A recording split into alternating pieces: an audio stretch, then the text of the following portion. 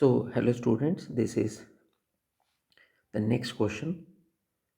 This is also linked with the previous lecture, that what is the force experienced by a charged particle which is placed at the axis of a uniformly charged ring.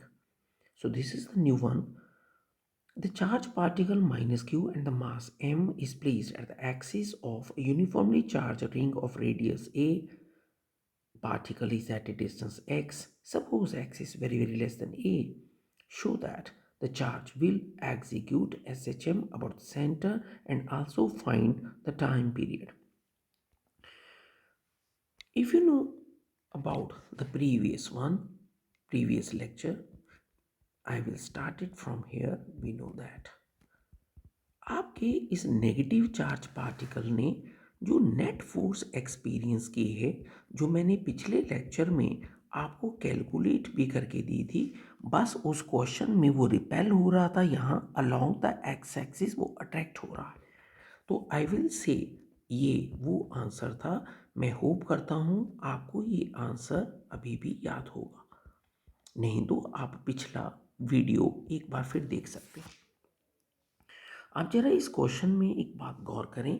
आपको कहा गया है कि हमारे इस question में जो x है वो बहुत पास है। अगर आपका ये x बहुत पास है तो आपको पता है x की वैल्यू और उसके स्क्वायर की वैल्यू कम होने के कारण मैं अपने फोर्स के इस फार्मूले को इजीली रिप्लेस कर सकता हूँ with the word 1 divided by 4 pi epsilon not.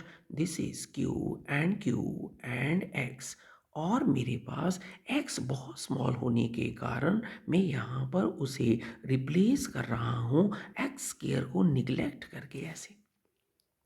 That means मेरी ये फोर्स जिसको मैं यहाँ पर 1/4 पाई एप्सिलॉन नॉट कह रहा हूँ, Q कह रहा हूँ, a³ कह रहा हूँ, आप देख सकते हैं यहाँ पर x आ गया। एक बात और ध्यान दें, इस क्वेश्चन में जो आपकी फोर्स है वो एक अट्रैक्टिव फोर्स है।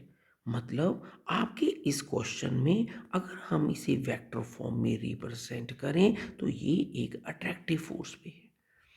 अगर आपको एसएचएम के कुछ बेसिक्स का याद हो तो किसी भी ऐसी फोर्स में जहाँ पर आपको फोर्स और इस डिस्प्लेसमेंट के बीच में जो कि मीन पोजीशन है, बच्चों मैं मीन पोजीशन सेंटर को क्यों कह रहा हूँ, क्योंकि वी ऑलरेडी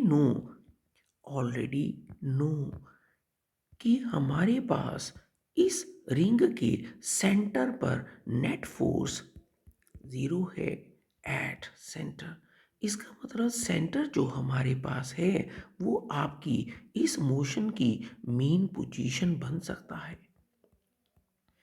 आगे देखें, अगर आपको एसएचएम के इस क्वेश्चन में ये दिख रहा है कि आपके पास ये एक फोर्स है, ये आपके पास डिस्प्लेसमेंट है, तो आपको बहुत आसानी से इस क्वेश्चन में आपकी एसएचएम का स्प्रिंग फैक्टर दिख रहा होगा।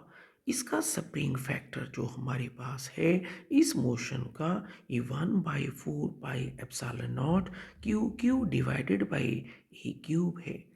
किसी भी एसएचएम में जब हमारे पास स्प्रिंग फैक्टर रेडी होता है तो हम उसके आंसर को, उसके टाइम पीरियड को कैसे फाइंड आउट करते हैं। हम टाइम पीरियड के लिए वर्ड यूज़ करते हैं 2 pi under the root we are having inertia factor of the particle and of course the spring factor. तो ध्यान दें, जैसे ही आप यहाँ पर इसका टाइम पीरियड निकालने के लिए कहेंगे तो मैं यहाँ इनर्शिया फैक्टर भी भरूँगा और मैं अपने इस क्वेश्चन का स्प्रिंग फैक्टर भी यूज़ कर दूँगा जो आपको दिख गया होगा। तो यहाँ पर आप अपने इस क्वेश्चन में अपनी इस एसएचएम का ढूंढ सकते हैं time period with the formula जो आपको यहाँ पर दिख गया होगा कि आपके इस क्वेश्चन में कितना आया है।